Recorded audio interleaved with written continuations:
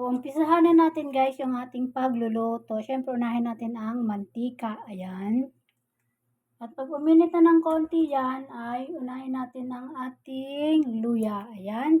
Hindi pa siya uminit, kaya hindi pa siya kumukulo.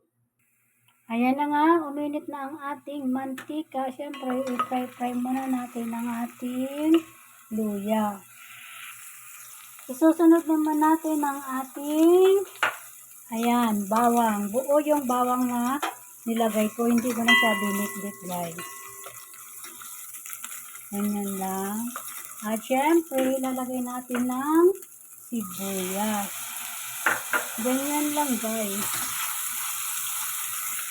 Panahin lang natin ito ng konti. Pag medyo luto-luto na siyang konti, ay susunod natin yung ating manok maya-mayang konti. So, ayan na guys. Nilagay natin sa gilid yung ating mga sibuyas at saka luya. Sunod natin ang ating manok. At syempre, dito lang din siya sa gilid-gilid. Ayan. Diyan lang muna yung sa gilid-gilid. Habang ipatry natin siyang konti.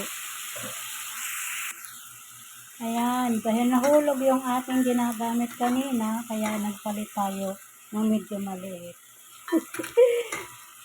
Haluin muna natin siya para masangkot siya ng gusto. Ayan siya guys, oh. Kailangan natin lutuin yung manok ng kalahati lang ng pagkakaluto. Ayan siya. So, kailangan muna natin siyang takpan at hayaan pakuluin ng 5 minuto.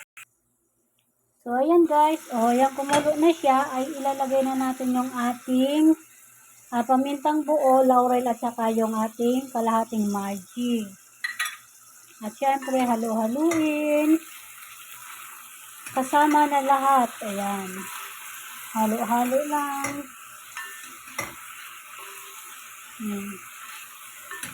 Uy.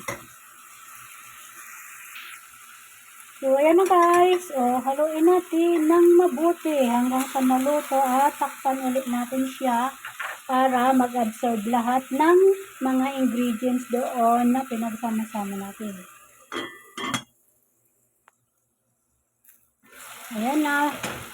Kung wala na siya guys, oh, sa ilalim, haluin lang natin ulit. Ayan siya. Haluin natin ng mabuti.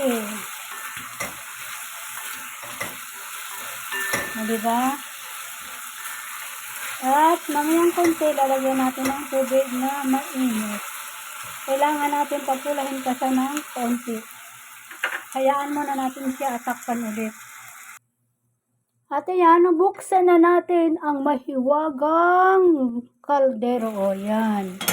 So, pink na siya. Ay, pink.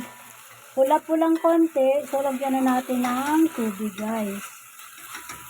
Ang ilalagay natin ay tubig na mainit para mabilis siya maluto. So, lagyan natin ng tubig, guys. Ayan na nga.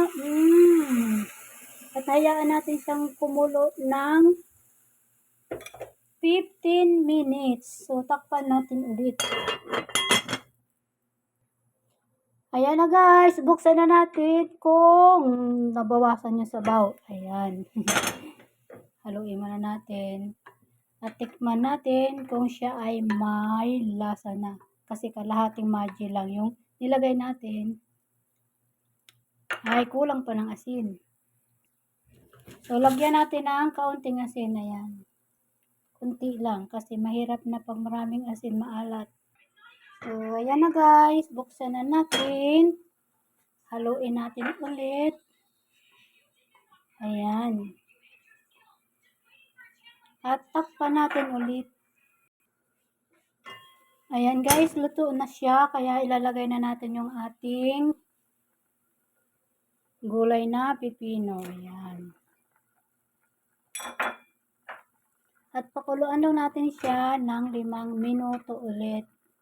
At ilalagay na natin yung ating huling gulay. Ayan guys, so, diba? Oh, dami-dami din yan. So, takpan muna natin ito. So, ito na guys, tapos na. ang 5 minutes, kaya ihahalo na natin yung ating gulay. Ito guys, so unti-unti lang ang lagay natin. Ayan guys. O diba, mas madaming gulay, mas malasa. At iyan ay galing sa ating garden. Organic na organic. Kaya malasa at masustansya. Palubugin natin siya, 'di ba? Konti na lang yung sabaw niya. Ito yung halaman, 'di ba? Pag sa Pilipinas to halaman lang 'yan, hindi yan ginugulay. Pero dito ginagawang salad. Kaya ang ginawa ko, tinanggal ko yung tangkay, hindi ko itinapon. Itinanim ko doon sa garden. At saka yung mga sitaw at ang kalabasa. Ayan lang guys. So, luto na guys. Ang ating gulay guys. So, yan ang ating menu for today. Ang ating tinolang manok. So, yan guys. Naka-ready na yung ating tinulang manok. At syempre, habang nagkakape ako yan. Ang iniinom ko ay karak guys. Pinaghalong tea at saka gawa. Nilagyan ko ng asukal at saka sugar. At yan guys, mamaya pa tayo kakain. Mahalaga nakaluto na tayo. Thank you for watching. It's Mara Channel again. Bye-bye.